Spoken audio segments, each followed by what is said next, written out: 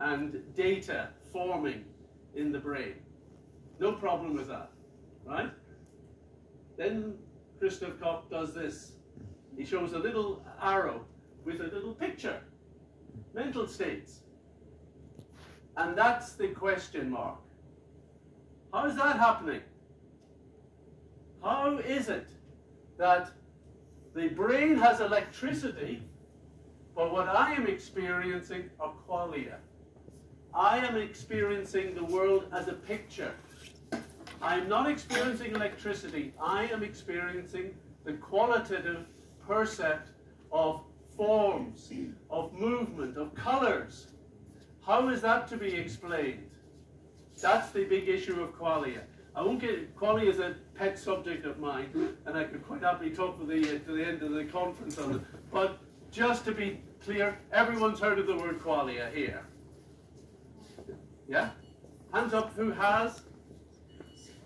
It's shocking when I do lectures at universities. You might get one or two people in a neuroscience class, or in a philosophy class, or in a psychology class. Hardly anyone's heard this. It is the most important concept because it clarifies the distinction between the functions of the brain and the functions of mind. Qualia are the qualities of our inner experience. Red, redness. This is your experience of that red ball there. But it's your experience of redness as red, compared to your experience of blueness. So, qualia, just in very quick terms, they're internal, they're private, they're ineffable, and they're real. Practically speaking, they're the only real thing you ever experience. You only experience the world as qualia, and therefore, for you, your world is the world of your inner qualia.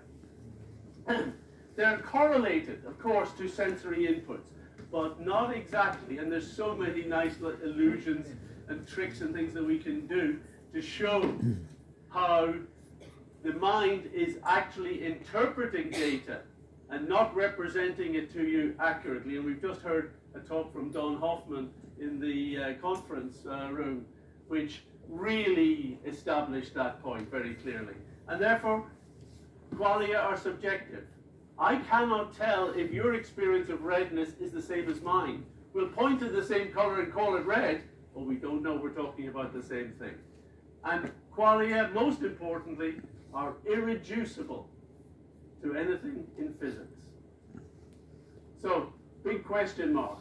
That's why David Chalmers coined the easy problems is the physical processing of electricity and brain activity. We're not saying that any of you involved in neuroscience are doing easy stuff.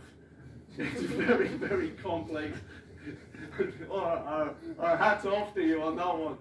But compared to this other problem of trying to explain where mental states come from, it's dead easy. Because that's the hard problem. But there's more to it. Because there isn't just mental states.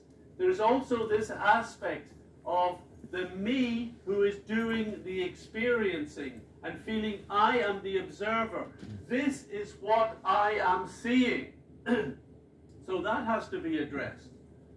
And that brings in the observer, the first person experiencer. And that introduces us to an even harder problem. Now, most of the time in neuroscience theories or theories of consciousness, there is an eagerness to equate mind and consciousness together. That makes it seem a little easier. It's just one problem instead of two. And you can correlate mind, mind and brain will correlate a little bit, therefore people get excited. I've explained mind. And therefore I don't have to worry about consciousness, I've solved it. No. We cannot explain the nature of mental states, and we have to understand we have this third element. So, 3 sets of functions. Physical functions and properties, cognitive functions and properties, and consciousness functions and properties. That is basically the 3-part, the 3-aspect model. and which has given its name to this conference, quite rightly. These are three sets of functions that cannot be conflated together, however we try and do it. And any theory dealing with consciousness has to individually explain how each one play their part and how they relate. And if it's going to kind of give a theory of causality, it has to explain how each one come about. So, the observer is real. You are real. You exist. Don't need to tell you that. And if you disagree, you're not getting lunch.